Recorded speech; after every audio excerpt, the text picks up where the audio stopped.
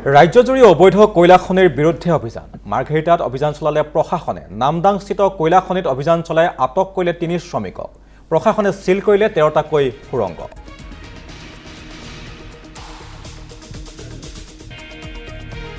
ৰাজ্য কয়লা খনিৰ বিৰুদ্ধে অভিযান মাৰ্ঘেৰিটাত অভিযান চলালে প্ৰশাসনে নামদাংস্থিত কয়লা খনিত অভিযান চলাই আটক কৰিলে ৩জনকৈ শ্ৰমিকক আৰু প্ৰশাসনে সিল কৰিলে ১৩টাকৈ সুৰংগ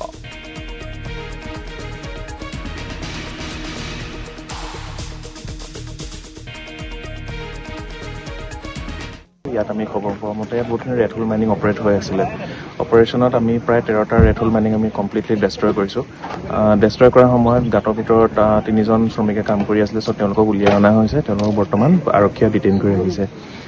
ইয়াৰ উপৰি যিখিনি ইলেক্ট্ৰিকেল লাইনছ লৈ তেওঁলোকে কাম কাজ কৰি আছিলে সকলোখিনি প্ৰায় ডেষ্ট্ৰয় কৰি দিয়া হৈছে তেওঁলোকৰ যিখিনি ইলেক্ট্ৰিকেল ইকুইপমেণ্টছ আছিলে